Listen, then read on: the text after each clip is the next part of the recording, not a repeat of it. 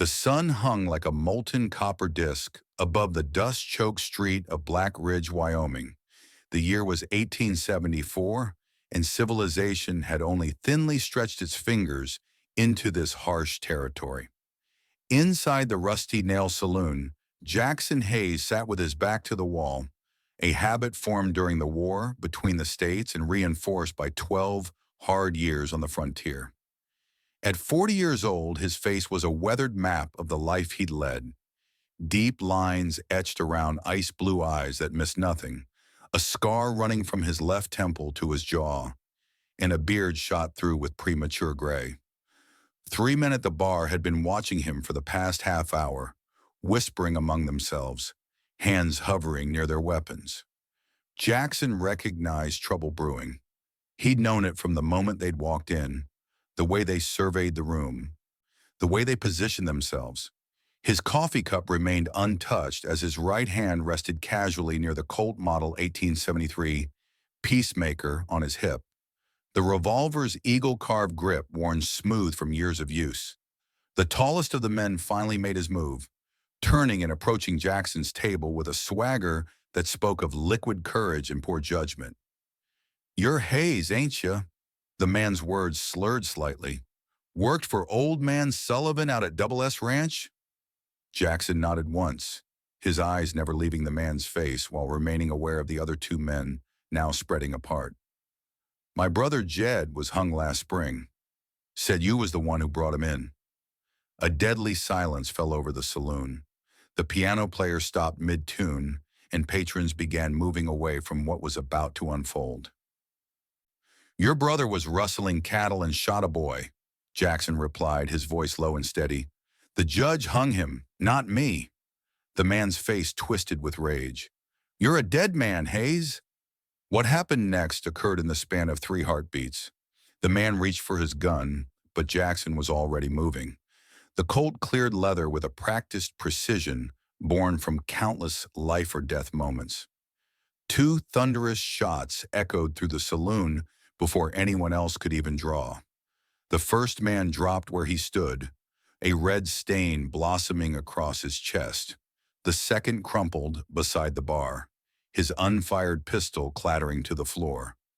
The third man, younger than the others, with a wispy mustache and wide, terrified eyes, had barely cleared his weapon when he realized his fatal mistake. "Don't," Jackson commanded. The young man froze, then slowly raised his hands. "Don't shoot, mister." "What's your name, boy?" Jackson asked, the Colt unwavering. "Frank Miller," he stammered. "Please, I got a family." Jackson nodded toward the door. "Take your dead and get out of my town. Tell whoever sent you that next time I won't be so charitable." Frank holstered his weapon with shaking hands. "This ain't over, Hayes. My brother James will hear about this. The Viper don't forgive, and he don't forget." The color drained from the bartender's face. "James Miller? The Viper?" Jackson's expression didn't change, but a cold knot formed in his stomach. The Viper was the most notorious outlaw in 3 territories, with 32 confirmed kills and a reputation for never leaving witnesses.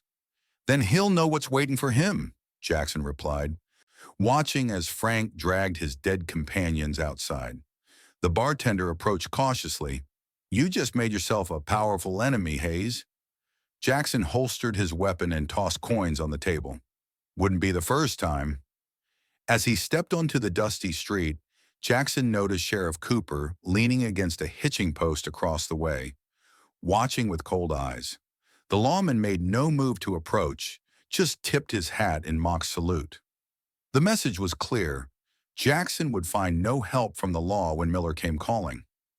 The Double S Ranch sprawled across 2,000 acres of Wyoming territory, a testament to George Sullivan's 30 years of blood and sweat.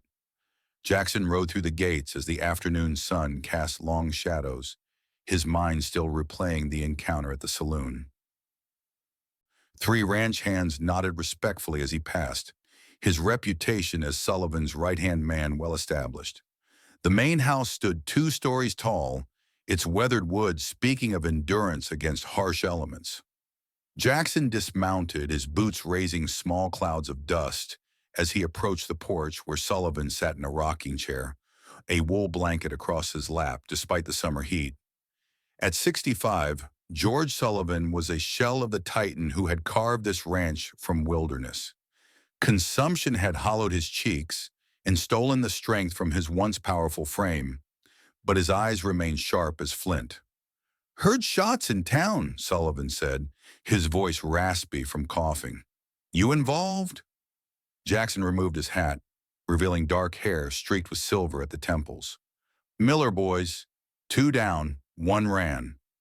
Sullivan nodded slowly, unsurprised.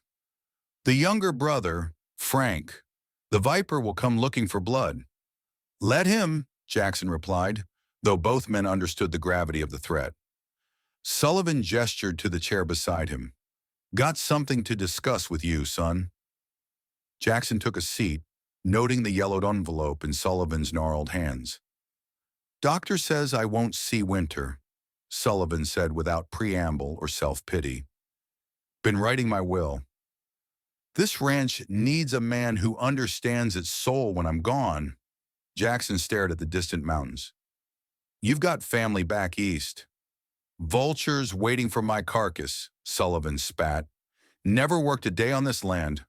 No, I need someone who's bled for it. Someone who knows what it means to build something that lasts." Before Jackson could respond, a commotion near the bunkhouse drew their attention. 3 ranch hands were confronting a woman and 2 small children who had arrived in a battered wagon. Even from a distance, Jackson could see the woman's proud posture despite her ragged clothes.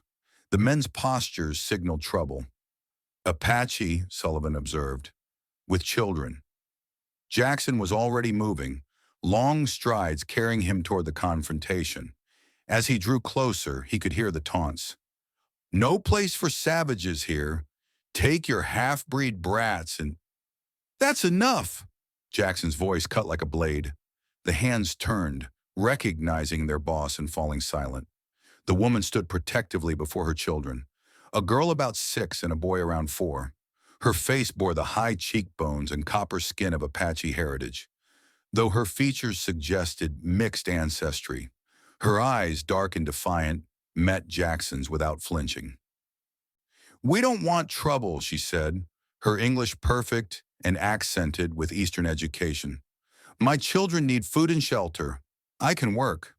"This ain't a charity," one hand muttered. Jackson fixed him with a stare that had made braver men step back. "Did I ask your opinion, Davis?" The man looked away, properly chastised. "What's your name, ma'am?" Jackson asked, his tone neutral but not unkind. "Elena Nighthawk," she replied. "My husband was Thomas Westfield." Jackson noticed how she emphasized "was." "What brings you to Double S, Mrs. Westfield?" She hesitated, glancing at her children. "We had a small homestead near Broken Creek. My husband was killed 3 weeks ago. Men came at night, took our livestock, burned our home." Her voice remained steady, but her eyes betrayed the horror of that night. "They said they'd return for me and the children. We've been traveling since." "These men," Jackson said carefully, "did they have a leader? Someone they called the Viper?" Elena's sharp intake of breath was answer enough. "Inside," Jackson ordered, suddenly alert. "All of you, now." Sullivan's study was lined with books he rarely read and maps he knew by heart. Elena sat rigid in a leather chair, her children huddled close. Jackson stood by the window watching the road, while Sullivan studied their unexpected visitor. "James Miller is a disease," Sullivan finally said. "Preys on homesteaders, especially those without men to protect them. Steals, burns, kills, and worse." Elena's hands tightened around her children. "They murdered Thomas in our bed. Said it was a message to those who would take Indian wives. And now they're after you," Jackson concluded. "Why? What do you have that they want?" "Nothing," Elena insisted. "We had little to begin with, and they took everything else." Sullivan exchanged a look with Jackson. Both men knew that Miller's gang didn't pursue victims across territories for nothing. Your husband, Sullivan probed gently. What did he do before homesteading? Elena hesitated. He was a surveyor for the Union Pacific before we married, then a clerk for the land office in Cheyenne. Jackson's eyes narrowed. Land office? Sullivan nodded, understanding. Miller's been buying up failed homesteads cheap, then selling them to the railroad at profit. Your husband might have known something that could threaten that arrangement. You and your children need to keep moving, Jackson said firmly. Miller doesn't stop. He's killed witnesses across 3 territories. We have nowhere else to go, Elena replied, her voice breaking for the first time. Every town, every settlement, they turn us away when they see me. She gestured to her face, her heritage. Sullivan studied her for a long moment, then made a decision that would change all their lives. You can stay here. We need someone to cook and keep house since Mrs. Peterson left for her daughters in Denver. Jackson turned sharply. Sullivan, you can't. My ranch, my decision.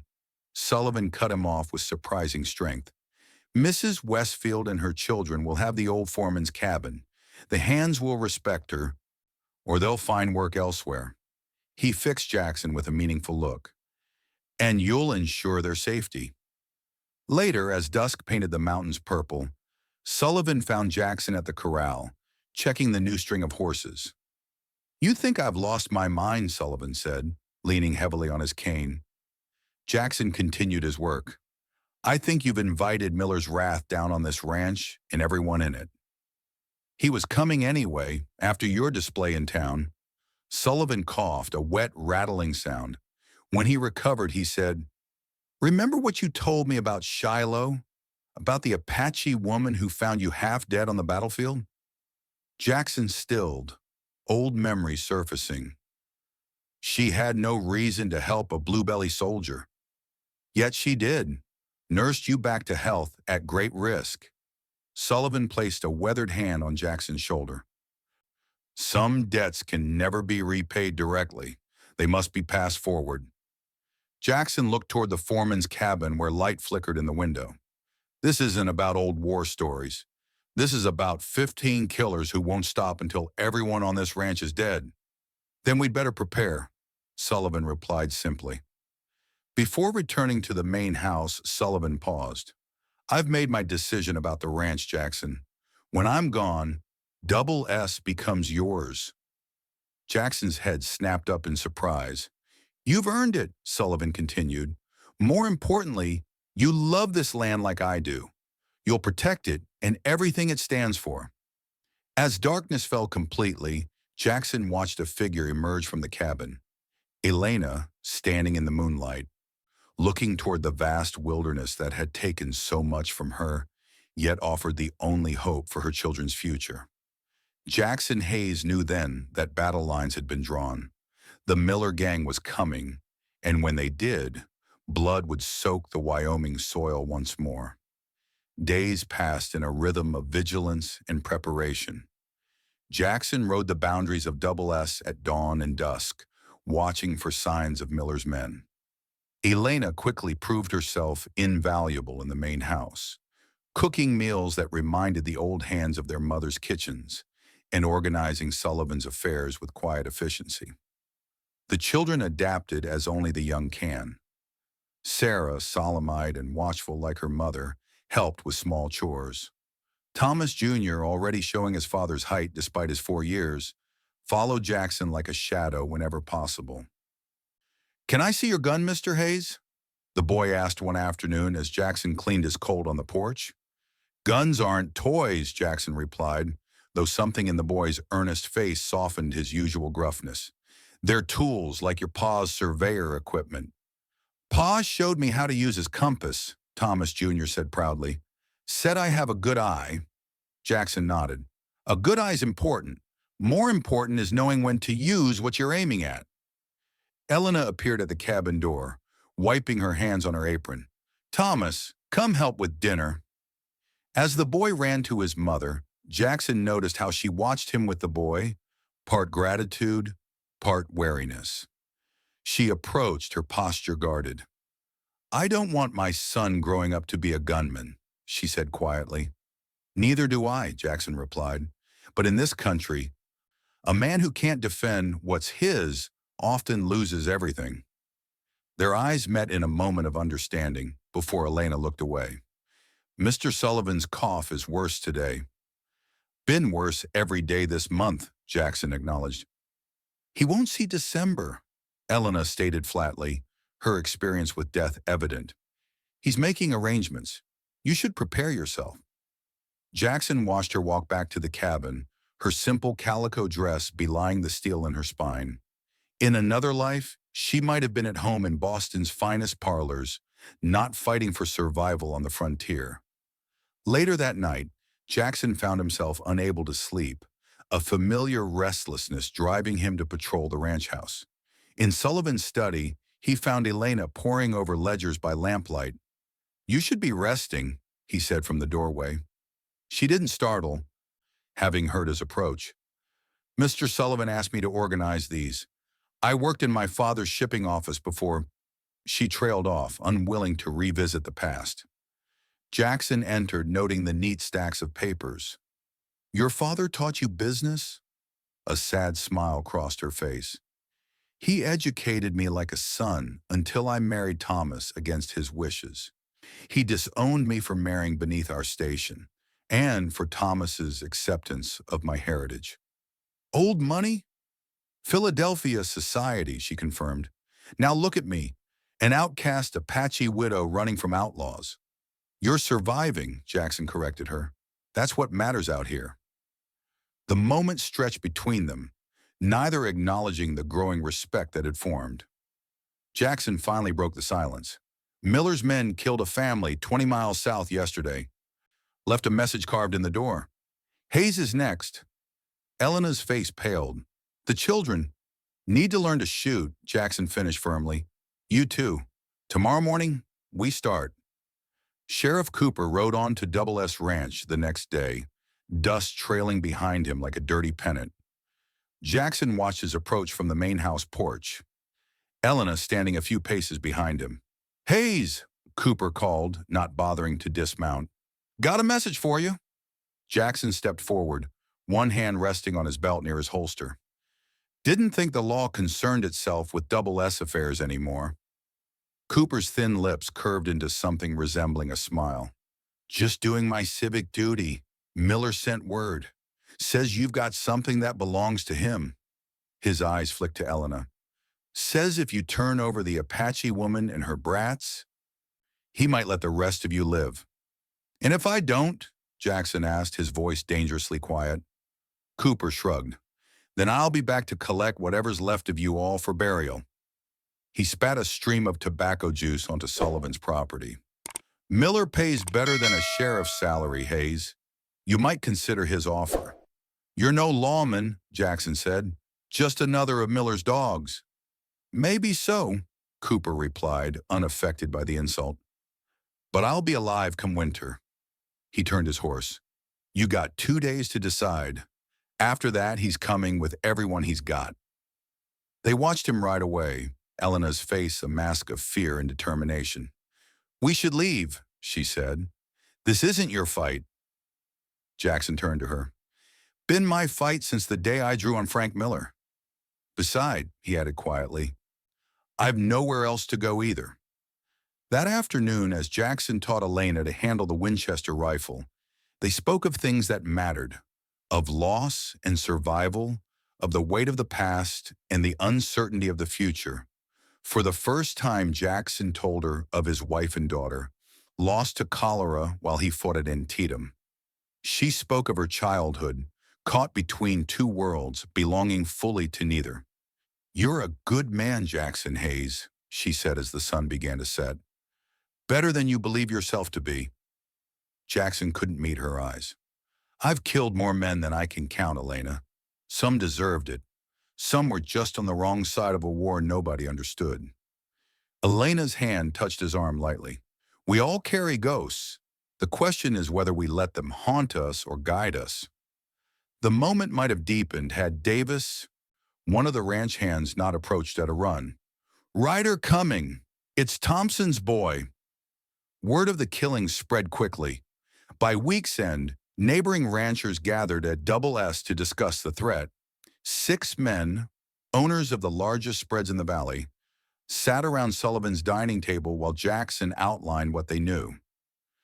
Miller's gathered at least 15 men, he explained, pointing to a rough map. They've been hitting isolated homesteads, working their way north. They'll reach us within 2 days. Why not just leave, asked Wilson, a cattle baron from the East Valley. Let them have the woman and be done with it. The temperature in the room seemed to drop 10 degrees as Jackson fixed Wilson with a stare that had preceded death for many men. We don't sacrifice innocents to wolves, Sullivan rasped from the head of the table. Not in my territory. Besides, added Thompson, whose ranch bordered Double S to the west, if we let them take what they want now, they'll be back for more. Our cattle, our land, our families. Agreement rumbled around the table. Sheriff Cooper won't help, Jackson continued. He's in Miller's pocket. Came here yesterday with an ultimatum. Then we form a citizens' militia, declared Harkins, an ex-Union officer like Jackson. Each ranch contributes men. We fortify Double S and make our stand here. Plans were made, resources allocated. As the ranchers departed, Sullivan called Jackson to his bedside. They'll fight for their interests, the old man wheezed. Not for a half Apache woman and her children. I know, Jackson acknowledged. When Miller comes, we'll likely stand alone. Sullivan gripped Jackson's wrist with surprising strength. Promise me, Jackson. Promise you'll protect them when I'm gone. I promise, Jackson said, the weight of the vow settling across his shoulders like an iron yoke. Neither man noticed Elena in the hallway, her face a mask of determination and fear, nor did they see Davis lingering in the shadows beyond, his eyes calculating as he slipped away toward the stables. The next morning, as Elena and Jackson continued their shooting practice, a horse galloped away from the ranch. Jackson caught a glimpse of the rider. Davis, he muttered. Where's he going in such a hurry? Elena lowered her rifle. He's been watching us, always hovering when we discuss plans. A cold suspicion formed in Jackson's mind. Keep practicing. I need to check something. In Davis's bunk, tucked beneath a thin mattress, Jackson found what he feared, a folded note with crude directions to the Double S and its defenses, along with a promise of payment from J.M. Son of a bitch, Jackson growled. He rushed back to the main house, gathering the remaining hands. Davis is riding to Miller. He's been their eyes here all along. What now? Asked Simmons, the oldest hand and most loyal to Sullivan. We accelerate the plan. Thompson and Harkins won't arrive with their men until tomorrow. We need to be ready tonight. Throughout the day they prepared, boarding windows, positioning ammunition caches, creating defensive positions. Sullivan, despite his weakness, insisted on helping, directing operations from his chair on the porch. As the sun began to set, Elena found Jackson checking rifles on the upper balcony. The children are scared, she said. Jackson nodded, understanding the unspoken question. Root cellar under Sullivan's study. It's stocked with water and food. Take them there when it starts. Elena stepped closer. And if you fall? If all of you fall?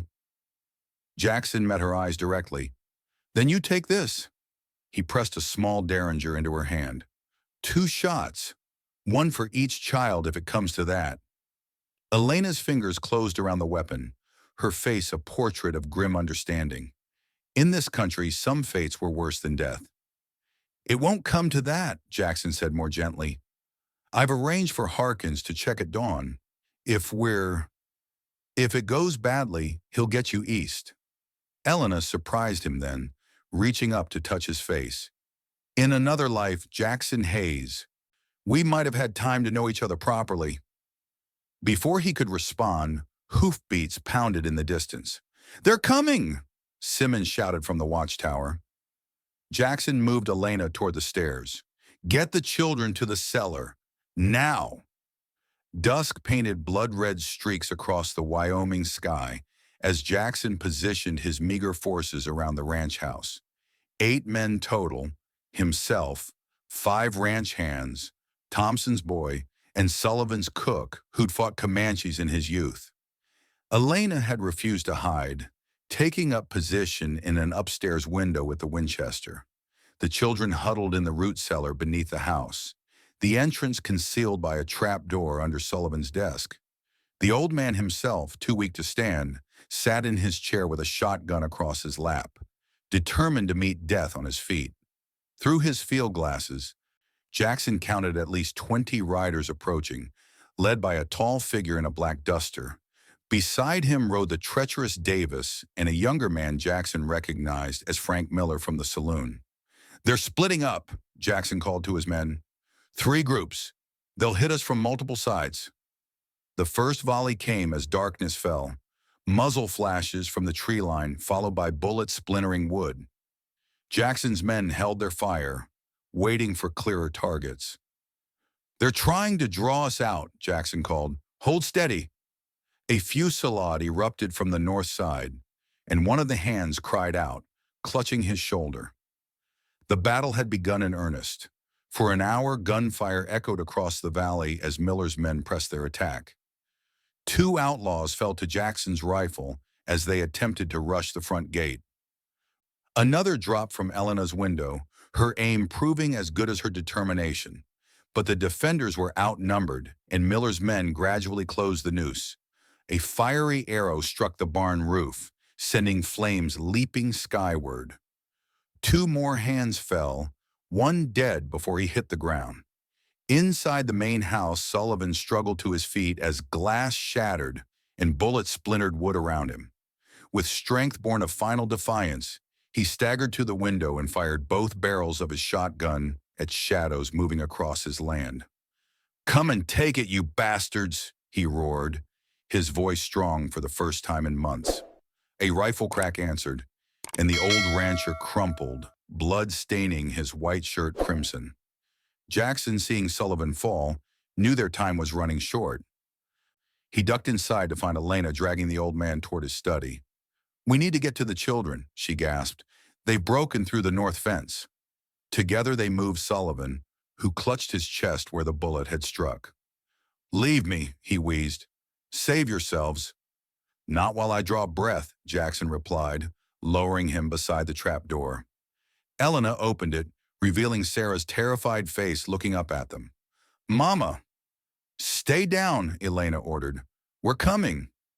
A crash from the front of the house signaled that Miller's men had breached the door. Jackson shoved Elena toward the cellar. "Go! I'll hold them off." "Not without you," she insisted.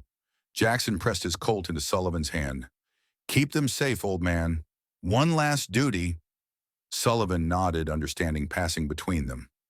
Jackson turned to face the hallway as boots thundered through the house. He drew his second pistol from his belt, standing ready as shadows approached. The first outlaw rounded the corner and died with Jackson's bullet in his chest. The second managed to fire, the bullet grazing Jackson's arm before a return shot dropped him. Then came a voice cold as mountain water. "Hayes! Send out the woman, and I'll let the rest live." Jackson recognized the Viper's voice from descriptions, cultured, almost genteel, belying his murderous nature. "Come and get her yourself, Miller," Jackson shouted back.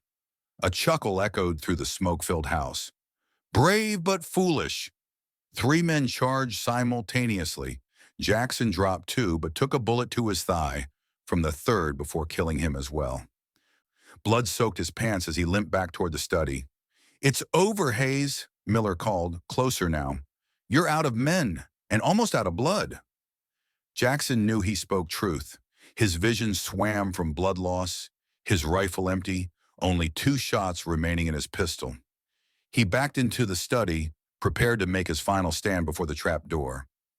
Miller appeared in the doorway, tall and lean, with a face that might have belonged to a Boston banker, if not for the cold eyes that had watched dozens die. "All this for an Apache whore and her half-breed brats," Miller said conversationally, leveling his pistol at Jackson. Was it worth it? Jackson smiled through bloodied teeth.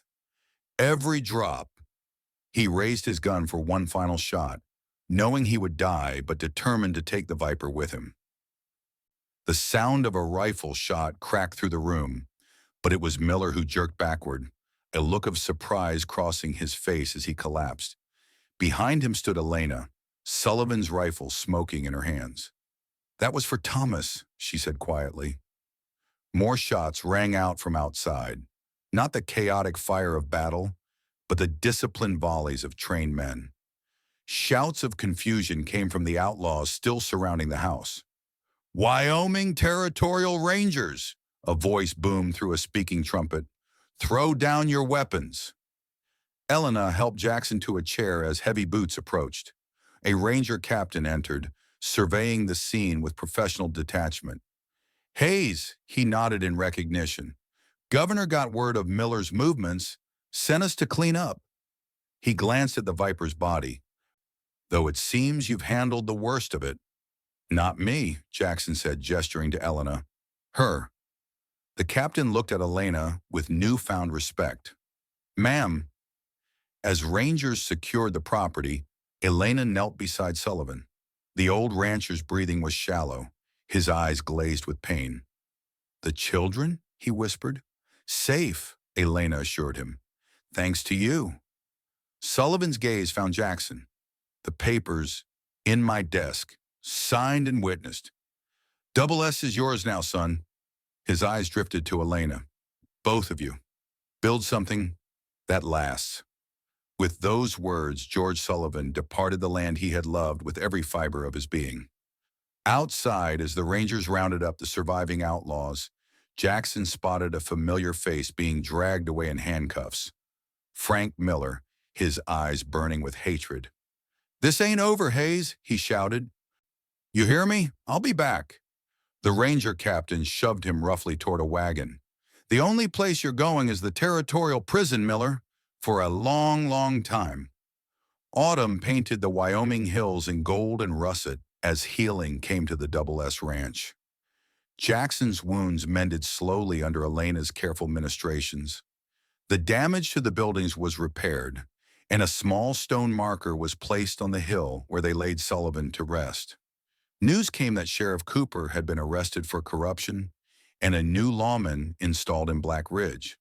The territorial court had confirmed Sullivan's will, recognizing Jackson and Elena as the rightful owners of Double S. One evening, as the first snow dusted the distant peaks, Jackson found Elena on the porch, watching the children play in the yard.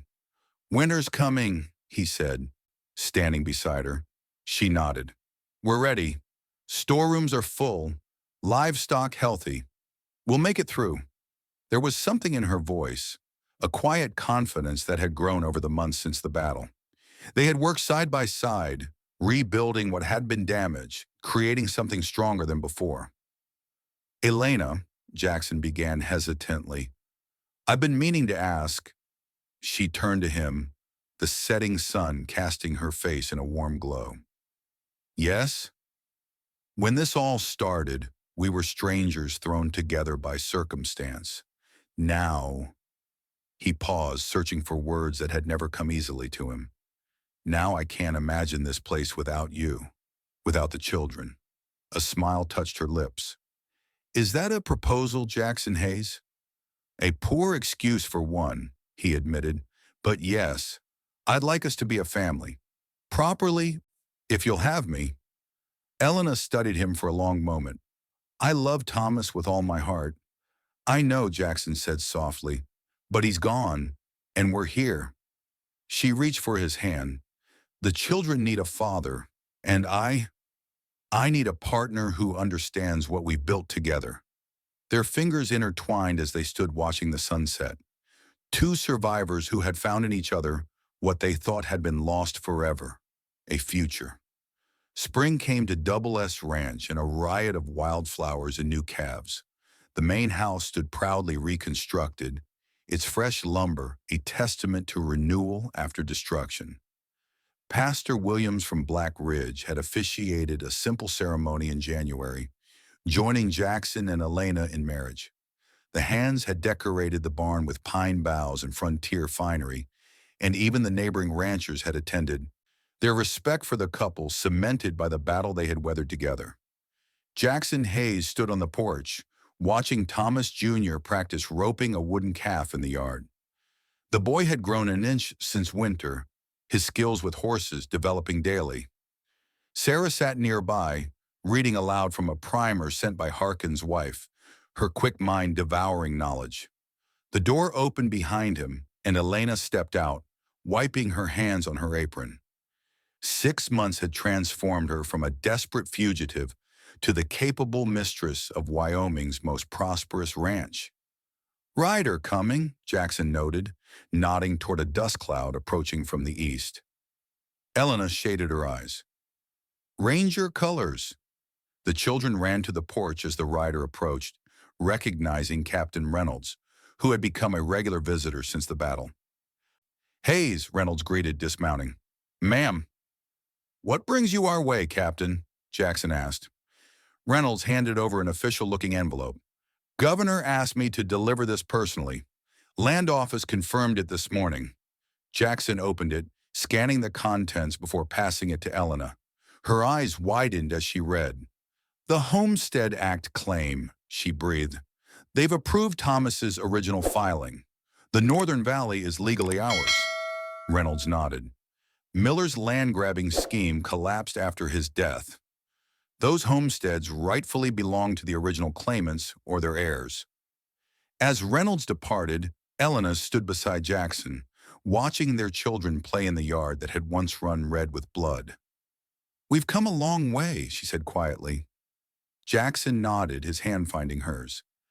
The gold band on her finger caught the sunlight, a simple band that symbolized not just their union, but the new life they had forged from tragedy. "Sullivan would be proud," he said. "We've built something that will last." As the sun dipped toward the Wyoming mountains, Jackson Hayes surveyed the land that had finally given him purpose beyond survival. His hand rested instinctively on his Colt, a habit he might never break. "In this country," he said, echoing words spoken long ago, "justice doesn't come from courthouses. It comes from those brave enough to stand for what's theirs." Elena's fingers tightened around his. "And we'll keep standing." Inside the territorial prison at Laramie, Frank Miller stared through iron bars at the distant mountains. His hatred had not diminished with time, only grown like a cancer in his soul. In the prison yard, he had already gathered followers, men who respected his name and his cunning. The guard who smuggled messages would return tomorrow with news from the outside. Soon, he promised himself. Soon he would escape, rebuild his brother's gang, and return to finish what had been started. Hayes, the woman, the children, all would pay. Double S Ranch would burn to the ground, and from its ashes, a new empire would rise. But for now, all Frank could do was wait and plan, his eyes fixed on the western horizon, where, unknown to him, a family had found peace on the blood-soaked ground of Wyoming territory.